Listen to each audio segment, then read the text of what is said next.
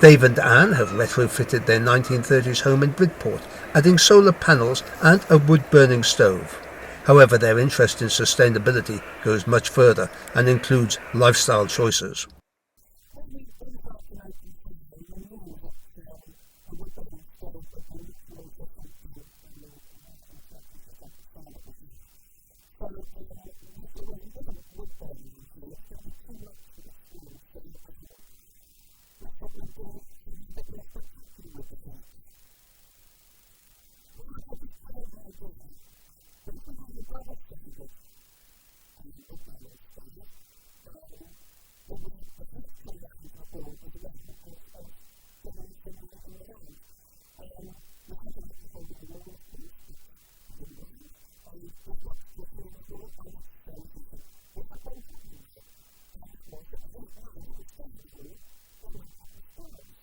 I had this brilliant idea to put a curtain up because all the heat was coming straight up the stairs and disappearing. So I went to the charity shop, got a wonderful pair of lined curtains, topped and tailed them, stuck them, sewed them together, and it's made all the difference. And if I don't want the heat, I don't mind the heat coming through, I can shove this over there, get it out of the way. In addition to the wood-burning stove, the other bits of hard kit that we've got are solar hot water and solar PVs on the roof, which obviously cut down our energy bills. We've had the PVs for about 6 years now, and when we bought them the unit price was very much higher than it is now, and the government hadn't introduced the very attractive FITs, feed-in tariffs. So we limited ourselves to what we could afford. Had we done it a few years later, we would have made a lot more money and we'd have probably had more panels on the roof, but this suited us for what we could afford and what we needed at the time. And of course we had the hot water fitted as well, so some of the space was already taken up with that.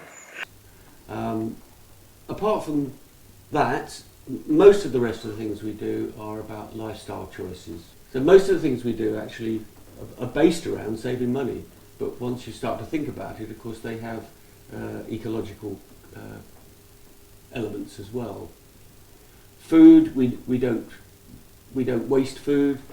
We buy local as much as we can, so we support local shops. Any food that is left over from one meal gets saved or reused, so we make soups, curries, whatever is suitable. We don't buy lots of stuff, and when we do buy stuff, we try to make it as unpackaged as possible, and that goes for the food. If we don't bring it into the house, then we haven't got to get rid of it. So trying to think when you're in a shop or when everything, if it comes over the doorstep, how am I going to recycle this? How am I going to use this? Am I going to reuse it? Is it useful? Otherwise, just don't bring it into me. I don't want it. My interest in good food started really when I had children. I just wanted to give them the very best that I could possibly afford, and I remember saying to you years ago, if money was absolutely no object, I would have everything would be organic. I would buy. We weren't growing enormous amounts of stuff at that time, but I would buy everything that was organic, and then I thought sneakily I'd just try it out anyway. And surprisingly, Dave didn't shout and scream and say that our food budget had gone through the roof. He actually said it's not making any difference. And the reason was that because I was buying real food, I wasn't buying packaged stuff, processed stuff. There was no waste, and it just didn't cost any more.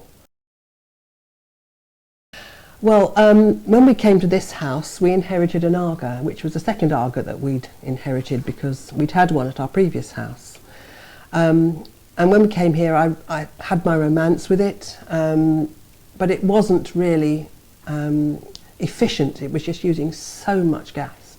And I couldn't justify all that cooking. I couldn't cook all day, and it's on 24 hours a day. Absolutely ridiculous. So we brought in our old gas cooker again. We sold the Aga and brought in our old trusty gas cooker, which is quite a big gas cooker. And we also got an induction hob, because now we're making electricity of our own. It makes sense to use that when we can. It's not compatible with having solar hot water, because the whole point about an Aga is that you heat up water overnight and then you've got a day's supply ready for use. With the solar panels, of course, you want your water to be as cold as possible in the morning so that you can allow the solar to warm it up. So once we got solar panels to heat our water, the Aga became completely redundant. But the one thing that is nice about an Aga is that you can do slow cooking, but we realised that you could do that in any oven. So we from having an Aga, we learnt how to slow cook, and that's made a big difference because it means a meat tastes so much better because it's slow cooked. And if it's slow grown and slow cooked, it's the best way to eat I haven't meat. mastered the art of eating it slowly. You haven't, no, I have to say. I'm not sure I have either.